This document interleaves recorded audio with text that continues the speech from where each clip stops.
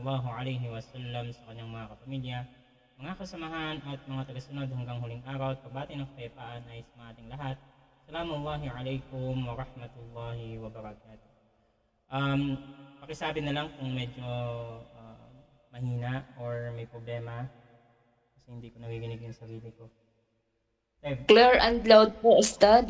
Okay, inshallah, ang ating pong paksa ngayon ay pinamagatang mga payo sa kababaihan.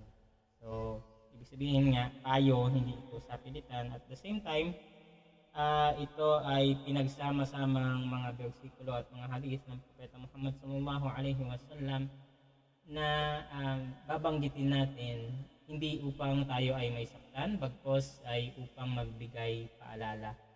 Dahil sabi nga ng Allah subhanahu wa ta'ala, وَذَكِّرْ فَإِنَّ الذِّكْرَ تَنْفَعُ الْمُؤْمِنِينَ. At magpaalala dahil natunay na sa pagpapaalala o ang pagpapaalala ay makakabuti sa mga mananampalataya.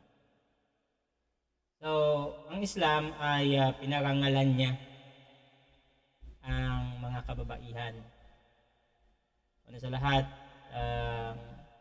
pagiging isang nanay ay espesyal lamang sa mga kababaihan. Tanging kayo lang ang mayroong kakayanan na maging nanay. Obligado sa lahat ng mga Muslim ang paggalang sa kanya at pagsunod sa kanya. At kabilang sa mga dahilan kung bakit makakapasok ang tao sa paraiso ay sa pamamagitan ng pagdudulot ng kasayahan sa isang ina. At binanggit din sa hadith na paraiso ay nasa isa sa mga paanan ng ating nanay. At itong pinakamadali at pinakamalapit na pintuan o daanan tungo sa paraiso.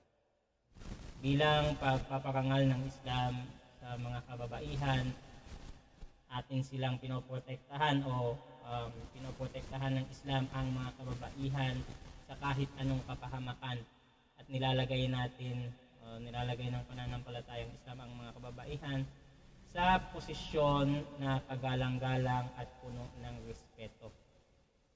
Bagkus ipinagbabawalan sa mga Muslim na titingin sa mga kababaihan o sa mga parte ng mga kababaihan na hindi na mayroong pagnanasa. Sinabi ng Allah subhanahu wa ta'ala, وَقُلْ لِلْمُؤْمِنِينَ يَغُضُّوا مِنْ أَبْصَارِهِمْ وَيَحْفَظُوا فُرُوجَهُمْ ذَلِكَ أَزْكَى لَهُمْ إِنَّ اللَّهَ خَبِيرٌ بِمَا يَصْنَعُونَ. At sabihin nyo sa mga mananampalatayang lalaki na ibaba ang kanilang mga paningin.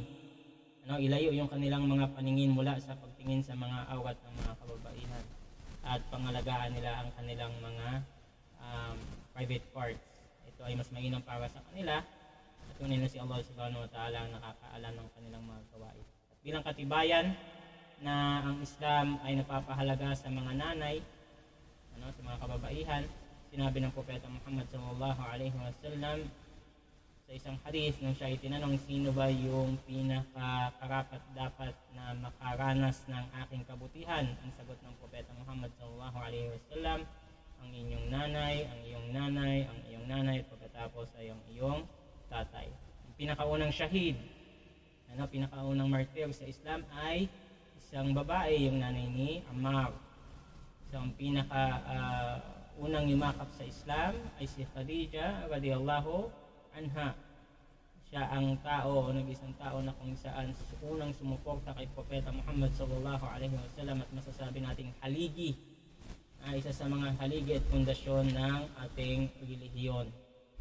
At bilang pangangalaga ng Islam sa mga kababaihan, ang mga babae ay binigyan natin ng korona, binigyan ng Islam ng korona. Yun yung hijab na kung saan nagdudulot ng respeto at proteksyon sa lahat ng mga mananampalatayang Muslim. Bilang pangangalaga ng Islam sa mga kababaihan, nilayo yung mga kababaihan sa mga gawain na magpapahamak sa kanila at magdudulot sa kanila ng sakit. Bagkos sa mga kababaihan walang jihad. Meron sa mga si Aisha radhiyallahu anha, siya ay nagtanong kay Propeta Muhammad sallallahu alaihi wasallam, sabi niya, "Ya Rasulullah, hal 'ala nisa'i jihad?" O Propeta ni Allah, meron bang jihad sa mga kababaihan? Ang sagot ng Propeta Muhammad sallallahu alaihi wasallam, jihadun la qital fi al-hajj wal umrah. Ang jihad ng mga kababaihan ay ang walang pakikipaglaban, pagkos ito yung hajj at ang umrah. So sa madaling salita, pinapahalagahan ng Islam ang mga kababaihan, nire-respeto at pinoproteksyonan.